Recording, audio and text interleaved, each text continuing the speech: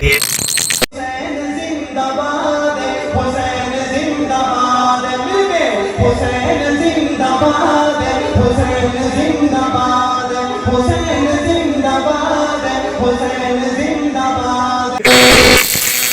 ساتھ ساتھ اپنی 6 معلمات کا تذکرہ نہ کروں، پھر وہ اپنی معلمات کا تذکرہ کرتے ہیں جن سے میں نے پڑھا ہے، تو بڑے بڑے حضرات اس وقت کے عالمات.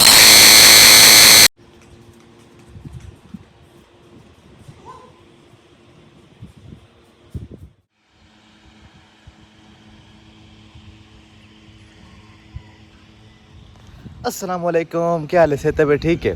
Welcome my new vlog. ساڑھے ولاگ شروع کرنے تو ساڑھے چینل سبسکرائب کر کے صبح سے ولاگ شروع کرنا ہے. ساڑھے چینل سبسکرائب کر کے صبح سے ولاگ شروع کرنا ہے. اچھا سمجھنے پہ جی میرے وڈے بھائی جان مطلب محمد شہزاد چاند مطلب محروم تے انہوں نے مطلب سب بڑھایا مدرسہ غلام تے اس اج افتتاح ہے. تے اصل اتنے پہ مطلب بیان بھی ہے مطلب اج شروع ہونا مطلب والا مدرسہ بچے اتنے پڑھتے ہیں. ٹھیک قرآن مجید ختم کرنے دیتے ناظرہ وغیرہ.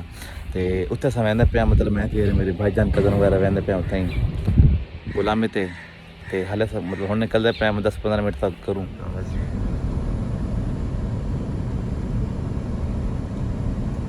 الحمدللہ صاحب نے گھروں روانہ ہو چکے ہیں. مطلب غلامی تو سمجھنا مطلب جتنے بیان ہے 3 بجے بیان ہے تے ہالے جمعہ ہی پڑھنا تے ایسا دو گڈی تے وہدے پہ جی اگلی گڈی میرے بھائی جان تے نال پہنچے تے اس گڈی تے میں تے میرے کزن مل ویندے. یہ والی گڈی ویندی پئی میرے بڑے بھائی جان نے تے نال پہنچے. یہ میرے کزن قمر چاند صاحب.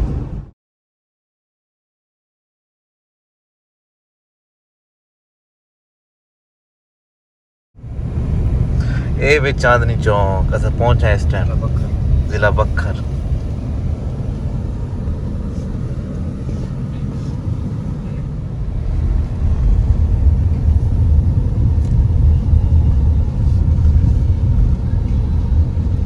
یہ مدرسہ بنا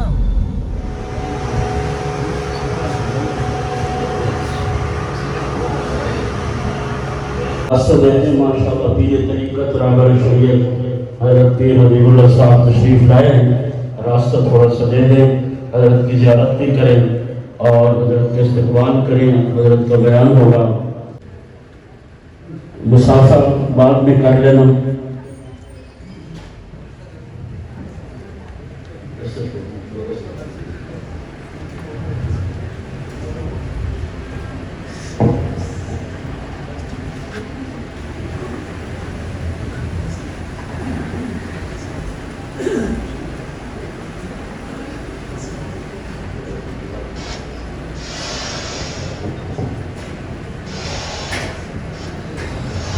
تشریف رکھیں سارے حضرات، تشریف رکھیں ہوں کہ آپ تشریف لائے اور آپ نے ہماری حوصلہ افزائی کی.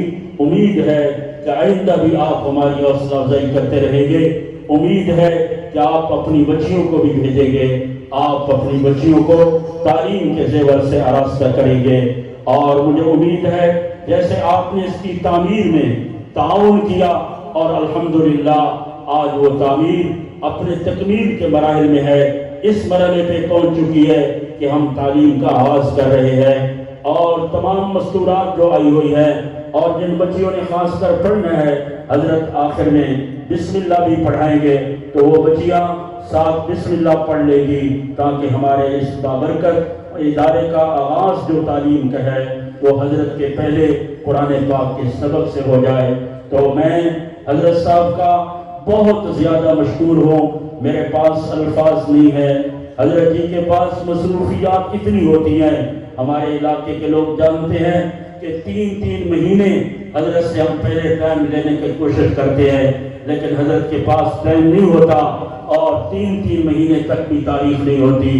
حضرت نے ہمارے اوپر شفقت کی کہ ہمیں ٹائم دیا. اللہ تعالیٰ ان کو اپنی شایان شان بدل عطا فرمائے. اب میں دعوت خطاب دینے والا ہوں پیر طریقت رہبر شریعت جانشین شیخ الحدیث حضرت پیر ذوالفقار نقشبندی دامت برکاتہم العالیہ شیخ الحدیث ناظم تعلیمات ناظم جامعہ مہد الفقیر حضرت مولانا پیر حبیباللہ نقشبندی مجددی دامت برکاتہم العالیہ کہ وہ آپ حضرات سے اپنے بیان سے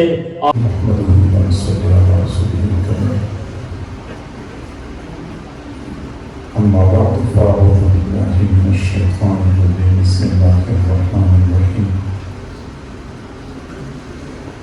اقرأ باسم ربك الذي خلق صدق الله العظيم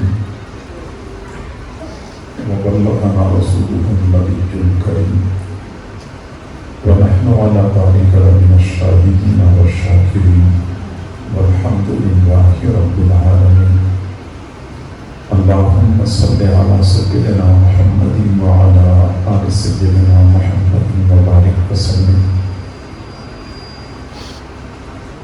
جامعہ مدنیہ بنات کے افتتاح کے موقع پر منعقد شدہ اس پربقرار تقریب میں ہم سب کی شرکت یقیناً سعادت اور اعزاز کا باعث ہے. ان حضرات کا اہل علاقہ پر احسان ہے کہ ہماری بچیوں کی تعلیم اور تربیت کے لیے ادارہ بنایا اور ہم پر اللہ سے کا صاف ستھرا اجلا کردار پوری دنیا کے سامنے ہے. مدرسہ پورے معاشرے کا محسن ہے. مدرسے نے ہمارا ایمان محفوظ کیا ہے. مدرسے نے ہمیں اللہ اور رسول سے متعارف کرایا ہے. لہذا مدارس کی اہمیت اور افادیت کو سمجھنا چاہیے. اور پھر خاص طور پہ کرنا بھی تو وقت پہ کرتے ہیں، آپ ادھر ادھر پھر رہے ہیں. آپ لائٹ کے بغیر کر کے دیکھنے کیا ہوتا ہے. سمجھ آ رہی بات؟ تو میرے بھائیوں، پھر مدارس میں جہاں بچوں کے مدارس کی ضرورت ہے ہمارے معاشرے کی،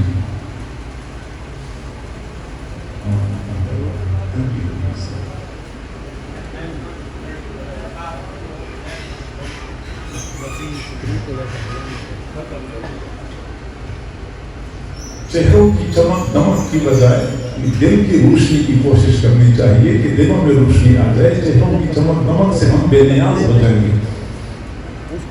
میرے بھائیوں، میں یہ بات عرض کر رہا تھا کہ بچوں کے مدارس کی اپنی اہمیت اور ضرورت ہے، لیکن شاید بچوں کے مدارس سے زیادہ بچیوں کے مدارس کی اہمیت اور ضرورت ہے. وجہ یہ ہے کہ بچے پڑھتے ہیں تو وہ ایک فرد ہوتا ہے معاشرے کا جس نے پڑھ لیا، لیکن اگر بچی پڑھ لیتی ہے تو آج کی بچی کل کی ماں ہوتی ہے. ہماری مستقبل کی نسل نے ان کی گود میں پرورش پانی ہے. پھر تابعین کی دنیا میں ایک بہت مشہور نام کہ وقت کے حکمران نے اپنے بیٹے کے لیے اس لڑکی کا رشتہ مانگا تھا، لیکن سعید بن مسیب رحمۃ اللہ علیہ نے فرمایا کہ میری بیٹی اتنی فضول نہیں ہے کہ میں اس کے بیٹے کو دوں. گویا کہ انکار کر دیا تھا. یہ بیٹی اتنی صلاحیتوں والی تھی. حضرت سعید بن مسیب رحمۃ اللہ علیہ کی مجلس میں ایک شاگرد آتے تھے تو وہ 3-4 دن غیر حاضر رہے. تو جب وہ آئے تو پوچھا کہ بیٹا کیا مسئلہ تھا، آپ 3 دن غیر حاضر رہے؟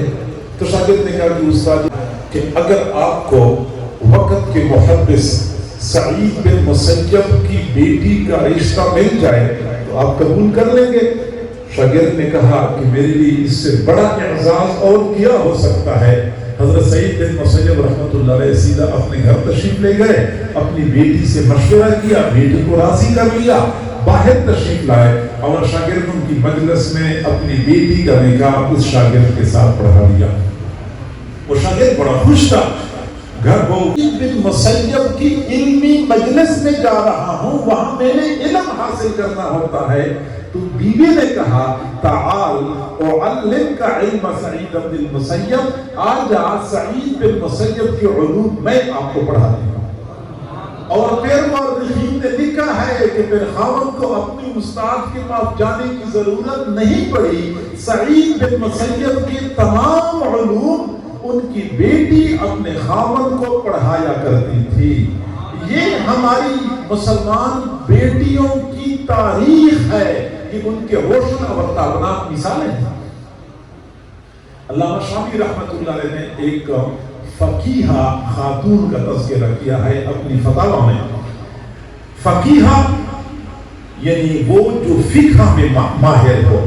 فقہ سے مراد نماز اور روزہ اور زکوٰۃ اور نکاح اور طلاق کے مسائل میں جس کو زیادہ مہارت حاصل ہوتی ہے اس کو فقیہ کہا جاتا ہے۔ تو علامہ شامی رحمۃ اللہ علیہ فرماتے ہیں کہ ایک فقیہ تھا جس کو فقہ میں بہت مہارت تھی، اور ان کی بیٹی تھی، بیٹی کا نام فاطمہ تھا۔ فاطمہ بھی فقہ کے علم میں بہت زیادہ ماہر تھی۔ باپ نے کہا کہ بیٹا آپ کی شادی کروانی ہے، تو بیٹی نے کہا کہ ابو مجھے شادی سے تو انکار نہیں ہے، شادی تو شریعت کا حکم ہے، میں تیار ہوں، لیکن کوئی رشتہ ایسا ہو جو میرے معیار پہ پورا اترنے والا ہو۔ تو باپ نے پوچھا کہ آپ کا معیار کیا ہے؟ جیسا کہ آج کل کی بیٹیاں خواب دیکھتی ہیں کہ میرا خاوند ایسا ہونا چاہیے کہ جس کی تنخواہ کم از کم 2 لاکھ تو ہونا یا 3 لاکھ روپے تنخواہ ہو، اور سلم سمارٹ ہو، اور پڑھا لکھا ہو، اور ایسا ہو اور ایسا ہو، خواب دیکھتی ہیں۔ اسی طریقے سے اس بچی کے بھی کچھ خواب تھے کہ میرا خاوند کیسے ہونا چاہیے۔ باپ نے پوچھا کہ بیٹا آپ کا معیار کیا ہے، آپ کی چاہت کیا ہے؟ تو بیٹی نے کہا کہ ابو میری ایک خواہش ہے کہ وہ بندہ فقہ میں ماہر ہو، فقہ علم میں مہارت رکھتا ہو، اور مہارت ایسی ہو کہ اس نے کوئی کتاب لکھی ہو اور وہ کتاب مجھے پسند آ جائے، میں اس کتاب کی بنیاد پہ اس کے مصنف سے شادی کروں گی۔ مجھے نہ رنگ رنگت کی ضرورت ہے، نہ نسل برادری کی پرواہ ہے، نہ مال پیسہ چاہیے، مجھے علم چاہیے، علم مجسم چاہیے، مجھے فقیہ چاہیے۔ باپ نے کہا بہت اچھی بات ہے، اس وقت فقہاء کی کمی تو کوئی نہیں تھی، اچھا زمانہ تھا، علمی زمانہ تھا۔ چنانچہ والد صاحب نے ایک بہت بڑی فقیہ کی کتاب اپنی بیٹی کے سامنے، گھر گھر میں دارالافتاء کھلا ہوتا تھا، ان کے گھروں سے فتوے جاری ہوا کرتے تھے، لوگ آتے تھے، فلاں بستی میں کوئی بڑی فقیہہ خاتون ہے، آتے تھے، کاغذ پہ سوال لکھا ہوتا تھا، پردے کے پیچھے کاغذ پکڑا دیا کرتے تھے، اور 1-2 دن کے بعد سوال کا جواب ان کو دستخط کے ساتھ ملا کرتا تھا۔ یہ ہماری بیٹیاں تھیں۔ ان کے ساتھ ساتھ اپنی 6 معلمات کا تذکرہ نہ کروں، پھر وہ اپنی معلمات کا تذکرہ کرتے ہیں جن سے میں نے پڑھا ہے۔ تو بڑے بڑے حضرات اس وقت کے عالمات فاضلات سے پڑھا کرتے تھے۔ حضرت قاری محمد طیب صاحب رحمۃ اللہ علیہ قریب کے زمانے میں وہ فرماتے ہیں کہ میں نے مشکات المصابیح اول سے لے کے آخر تک اپنی دادی اماں سے پڑھی۔ تو معزز سامعین، معزز خواتین، میری ماں بہنوں بیٹیوں، ہماری تاریخ اس حوالے سے بہت تابناک ہے۔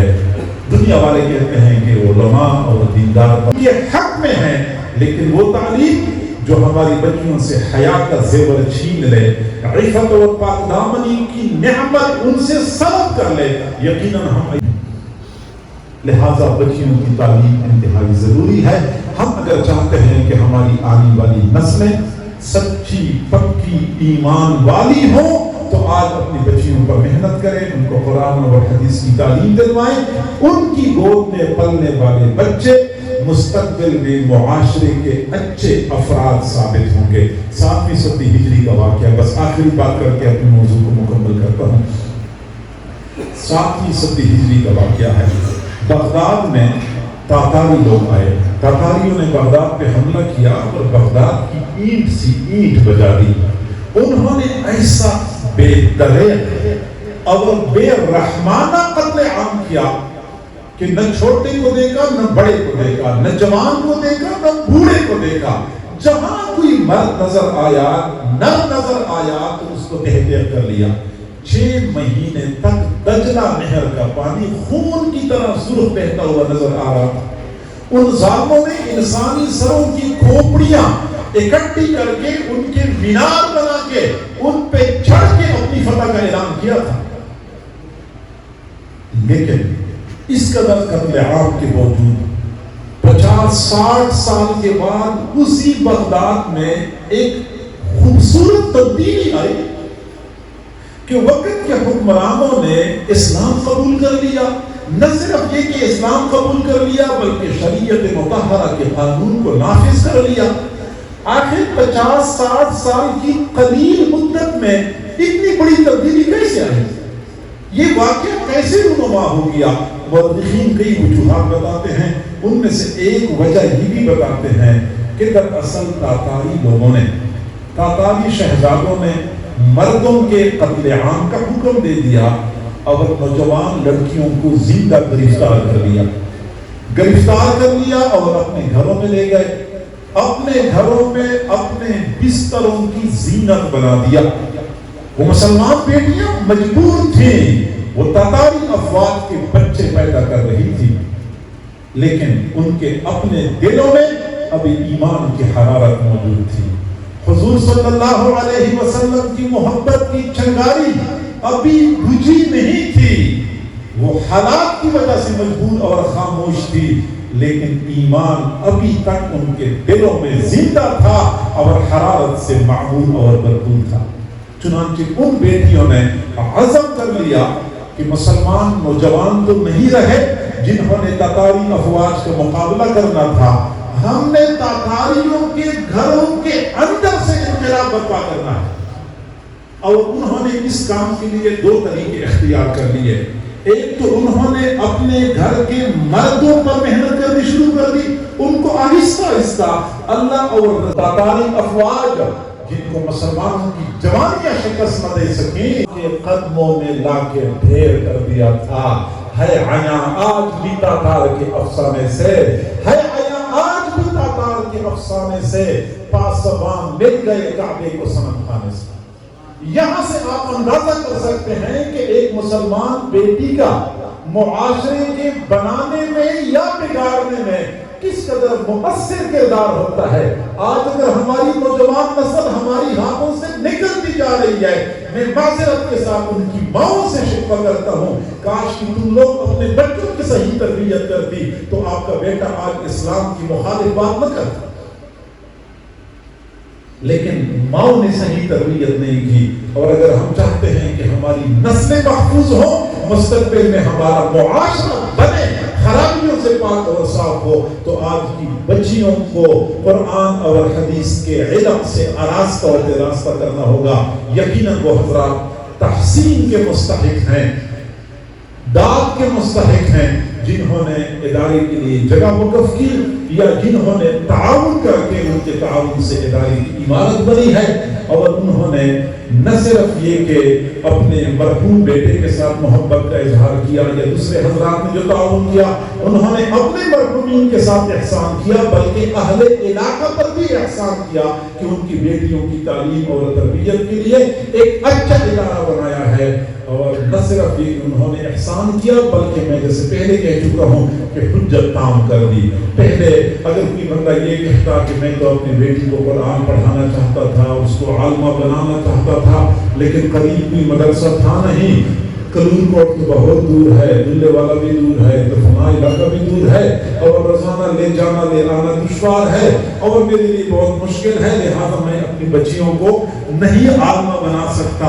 अब तो कोई बंदा ये नहीं कह सकता। अब तो इन्होंने हुज्जत ताम कर दी है। हक बनता है हम सब का कि हम अपनी बच्चियों को इदारे में भेजें। मदरसे वालों ने मदरसा बनाया, अब इस मदरसे को आबाद करने में, इसको मजीद तामीर और तरक्की के एतबार से आगे बढ़ाने में अपना किरदार अदा करें। यकीनन मदरसा अल्लाह की तरफ से रहमतों के नुज़ूल का बाइस होता है। हज़रत मौलाना अशरफ अली थानवी रहमतुल्लाह अलैह ने फरमाया, जहाँ मदरसा होता है वहाँ रहमतें उतरती हैं, वहाँ रहमतें उतरती हैं। फिर फरमाया कि सिर्फ मदरसे पर रहमतें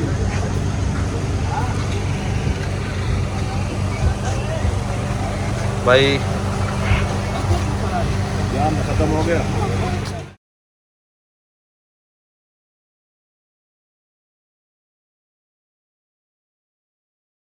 ٹائم اساں حاجی کوڑے نار تے سب پہنچ چکے ہیں. نال میرا کزن تے ایک بھانجا ودے تے فوٹوگرافر کہنے ودے تے نار چک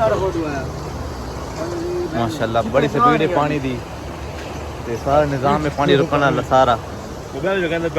سر کو دو ہے نہیں آئی فون مطلب ایک لیکن فوٹو تو مزہ نہیں آتا شام دا ہے نا ٹائم. فائنلی اسا گھر پہنچ چکے ہیں. تقریباً سفر آئی 1.5 گھنٹے نہیں ہن. بڑے وڈے مول ہن پیری ہن تے دو نعت خان تے انہاں دوہاں دی ویڈیو الگ ہوسی تے بیان ترے ویڈیو سوری الگ ہوسن. نعت دو نعت خان دی تے ایک جیری ہے بیان دی تے وہ مسئلہ بڑی پیاری نعت پڑھی دعا منہ پیاری نعت پڑھی تے اسے لوگ اینڈ کرنا. امید کرتے ہیں بلاگ اچھا لگا چلو سبسکرائب کرو لائک کرو شیئر کرو. نیکسٹ بلاگ ملتا ہے. اللہ حافظ.